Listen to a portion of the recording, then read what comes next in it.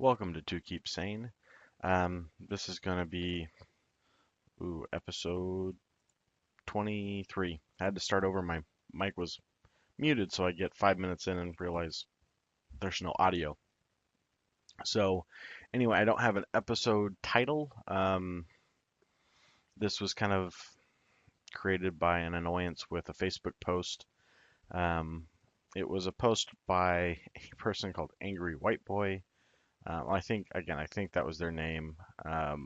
Not positive. It was Angry Boy White or Angry White Boy or something of that nature, with a picture of a black woman with slave garb, modern day black woman, not an old one that has a sign that says "Pay what you owe." Um, and that part I don't have a problem with. The part I had a problem with was the frame around it that said "Never picked any cotton and was never owned by anyone, but is a whiner who thinks she's entitled to something she doesn't have, coming thanks to Democrat brainwashing." Um, if you haven't listened to my politics episode, which good or bad or whatever, pretty much in summary says I'm not on a side. I'm in the middle. I try to look at everything and understand where both are coming from. I get a lot of people are poor. I really do.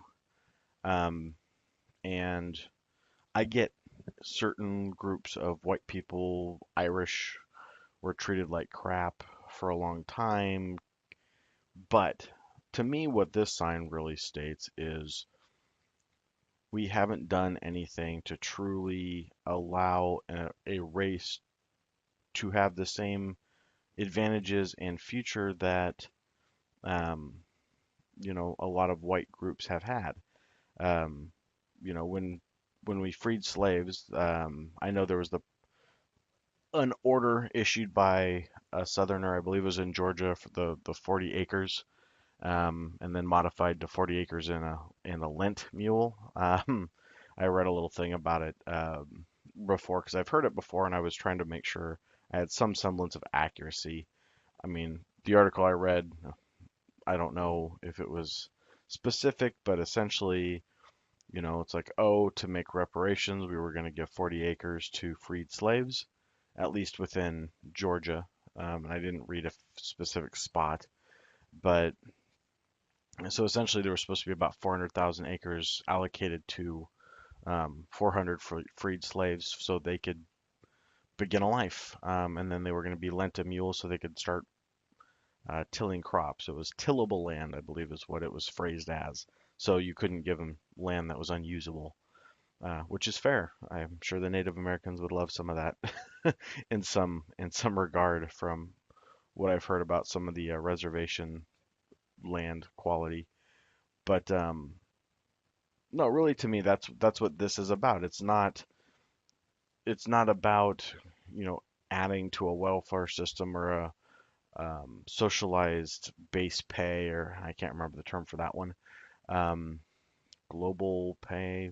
Shoot, I wish I could remember what that was supposed to be called. I don't, to me, I interpret it as, you handicapped a race, you didn't do anything to accept people you freed, to give them a fair chance, to not hate them for eons after the fact of owning them. Um, to me that says, we're still not doing enough, and you waited so long, you know, the generations as they gone by, we've multiplied the people that have been handicapped by the atrocities at the beginning of this nation's birth, um, and really getting going. So and again, um, almost 40-year-old white guy from the Northwest's opinion. Most people don't seem to care. I see a lot of comments from people I know, um, who seem to back the concept of no free money.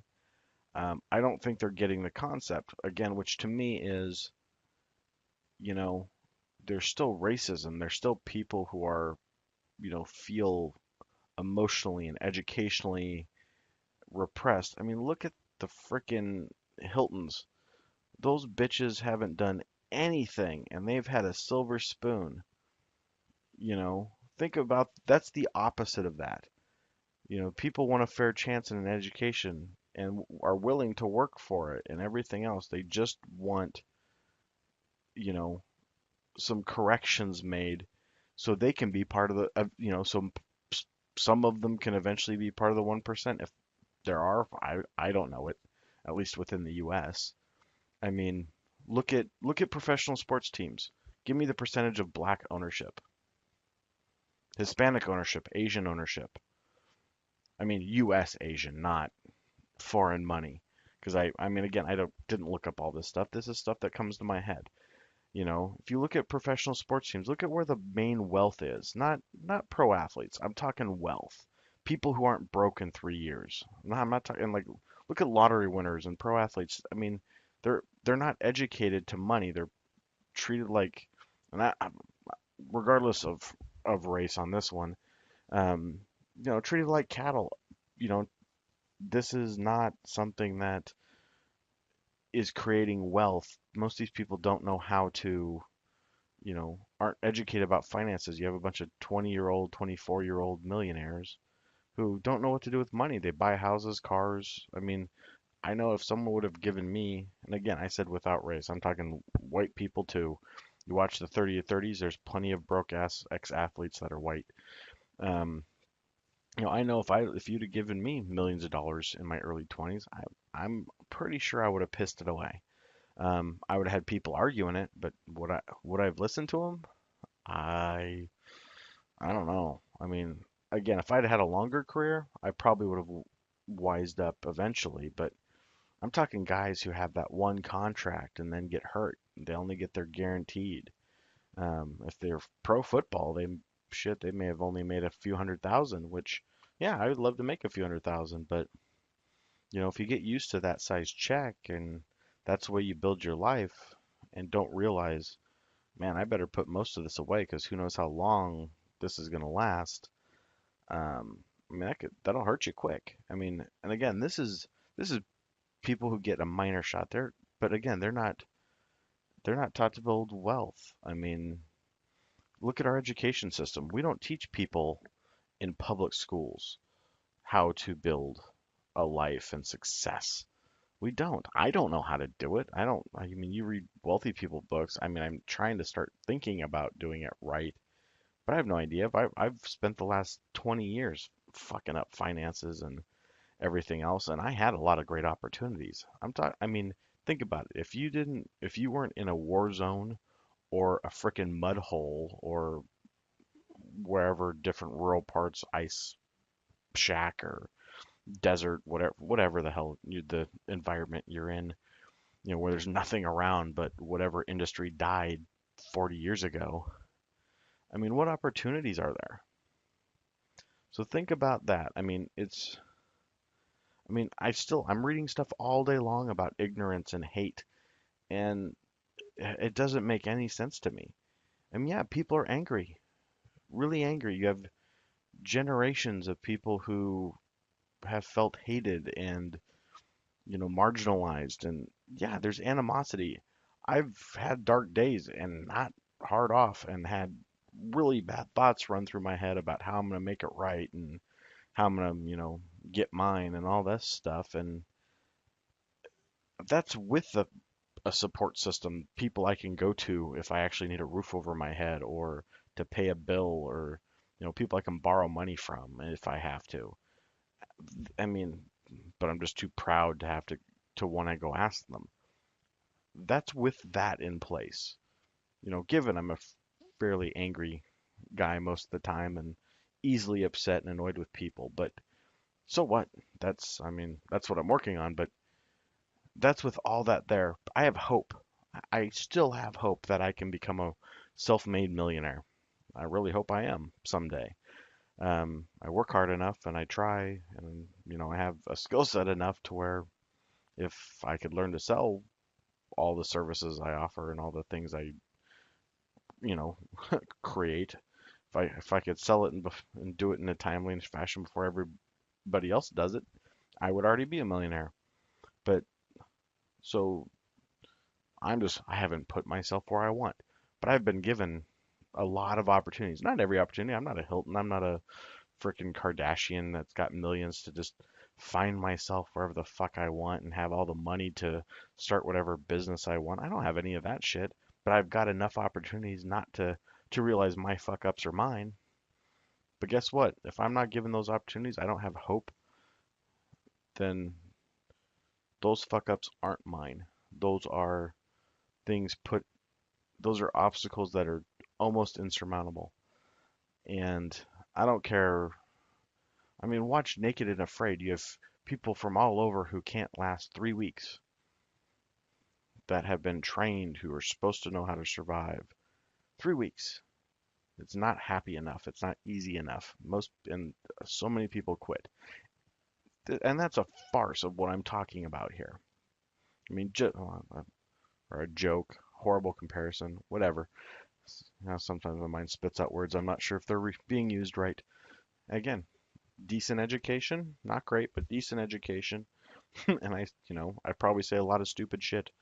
Um, but I mean, again, that's to me what that image meant is, let's make it right.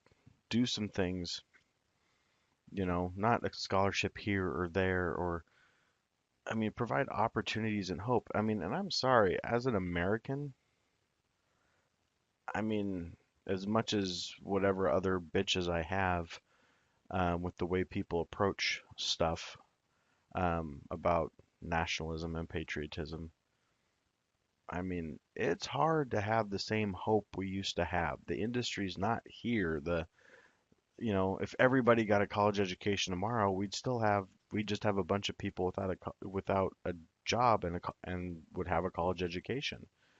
Um, there's a ton of people who have that piece of paper with the promise of making, a career and a life, you know, that you can't have if you just have a high school diploma, but it's not the case. It's a lot of times a lie. They don't say, well, yeah, you have to go to college, but you also got to figure out where you want to live and make sure you have a skill set for a job you want to have. And they don't teach you this stuff. Hey, colleges just sell you on, come here, you'll make 1 million more in your lifetime you know, than the average high school diploma. Well, a million in your lifetime, if you're working 40 years, isn't that much. I mean, it can make an impact, but not a ton of extra money. Nowadays, you're working a long time, so I guess that's what I'm looking at is no. I mean, you can't just if you have a black friend, you can't just go ask them how they feel. I mean, you can talk to them, but they don't. I mean, by no means do they represent the race, nor does any group. I mean, if you really want to know what a race thinks, you better talk to every every area, every neighborhood, at least a couple people in every neighborhood of every um, you know financial class, in every different environment that throughout the U.S. to get a real feel um, of what the race or a race is thinking. So while this gal may totally disagree with what I just said, someone else may be like, yeah, that's pretty much it. Interpretation. I mean, all of us have our own. No one person. I mean, the NAACP, which I've already talked about, still threatening the NFL if not on a roster. Still feel it's a stupid thing. You know, he's a pro player who opted out of a contract, and the NFL doesn't hire athletes onto teams. That's what NFL team owners are for. Um, I'm plus I don't hear Kaepernick saying anything right now. He's not backing it. I don't hear him trying to remove that with some rationalization of why there's maybe less teams. I mean, at this point, with some of the teams really having quarterback struggles, I am very much surprised he's not on a roster. Primarily the Jaguars, who really seem to need a quarterback. Bills quarterback Tyrod Taylor just got going through concussion protocol. Not a bad idea, but besides the point, that's its own thing. Um, but when minority groups or just groups of people that have been impoverished or industries have died or whatnot.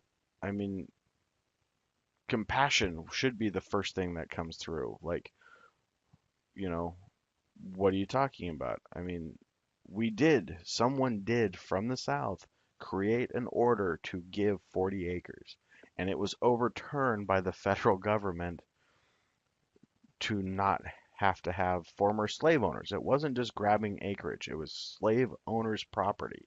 They were going to repossess to give to people who essentially made them money. Um, and that may seem harsh, but guess what? People can move. Um, well, maybe not everybody, because maybe that's why people who've been hated in the South, mainly, well, I mean, on both sides, but I mean, maybe that's why black people didn't move out of there the second they were freed to leave, white people on their own, or maybe that's why white people didn't leave. They could no longer afford to avoid the people they were embarrassed to have been so horrible to and ashamed to look at them. I don't know. I mean, that was so long ago, but I mean, stuff you read at the same time, I mean, it still seems pretty fresh wound wise for a lot of people talking. Again, I'm in the Northwest. I have no idea. I've been to the South really only once because stopping at Florida to go to Disney World I don't consider a trip to the South. But I've spent some time in Texas, not the heart of racism. I still consider kind of Mississippi the heart of racism. Not that it probably was, but it still has the Union Jack and the flag. I kind of give it the nod for being so jackass to still put that on their flag. Um, and everybody I know formerly from Mississippi left because of racism. Yes, given the few black people I've met from Mississippi, were gay. Um, I'm not gay, but I have friends and everything else, and I live in Oregon, which is not a mecca, but I mean, we're pretty open-minded here. So the people I've worked with that I've talked to enough to know they were from Mississippi and to know they were gay left because even their parents told them, "Don't tell anybody. They may lynch you, or they will kill you, or they might beat the shit out of you." Um, some of them were talking just about anybody, and others were talking specifically about white people. Um, but I can't, I that's hard to even fathom to me that you have to hide who you are for fear of death. Just boggles the mind. I mean, and this is someone, myself, who's hiding to speak my opinion to not have um, financial and social issues. And not even so much for me, for my family. I barely go in public. I mean, fuck everybody who doesn't like what I say. I mean, if you won't open your mind, then hopefully your kids will, or hopefully you'll die off. And if you don't have kids, and that hatred will die with you. Um, but anyway, I'm off topic. Um, yeah, the reparations never happened. There's still never, to my knowledge, been a true apology and admission and true attempt to right the biggest wrong, and that's handicapping a race and having it just continue to run. I mean, you handicap education and opportunity from the start, it hits the next generation, and then it doesn't get better if, I mean, just because all of a sudden 100 years later you allow them in the school with white people, yet you still hate them, doesn't make it right. I mean, they're still financially fucked as a group in the South. You know, they can't afford the same opportunities, and then you put in laws that equal opportunity type stuff, and people get mad because, well, they didn't earn it. Oh, for fuck's sake, if if your grandpa or whatever could barely read and you got even half good enough to go to college, fuck whoever's in the way. Yeah, you deserve a spot. If someone else gets bumped, fuck it. You proved your worth. You get to go.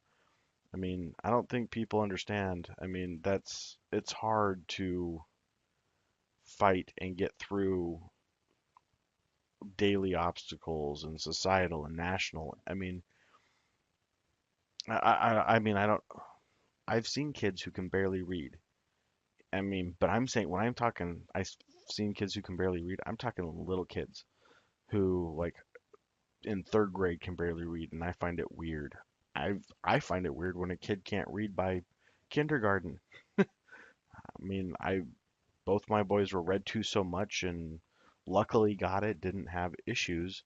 They could both read before they entered kindergarten. I mean, one of them I had doing math before kindergarten. Um, and not that I'm not a good reader. I'm good at math, but I'm horrible at reading. But I mean, to teach a kid reading is not, difficult. But I know how to read to teach it. Even or just read with your kid and help them sound out words and make it fun. But and watch TV shows that have that sort of stuff. But that doesn't mean everybody has that opportunity. I mean, if you don't know how to read, you're too embarrassed to tell your kid, yeah, you can speak, because mimicry and listening is something that, people know. But if you, there's just so many things, it's hard to describe, but that's a major thing. Like, and that's passed on, just like hate and racism. It's a learned behavior. Pack Finding packs and groups, that's not. That still seems to be pretty instinctual, but hatred by they look different is a learned behavior. Um, and I mean, think about it. It's not something that I mean, how many kids do you talk to and they'll describe friends and then you meet the friend and you're like, why did you try to describe me his favorite hobbies? You could have just said it's the one black kid in school. But little kids don't know that. They don't think about that as a descriptor. They're trying to describe who the person is and why they're neat or whatever. They don't. We teach them what the skin colors are called and things like that. Whether it's good or bad or any of those little things that we believe we're going to instill in our kids. And, I still keep hoping that we'll have people teach common sense, teach acceptance, teach, and I'm far from, you know, give everybody a fair chance sort of thing. If you've had your chances, and had a fair shake, then fuck you. You don't get just like to me, drug addicts. Um, if you can't get cleaned up, I don't want you on the streets.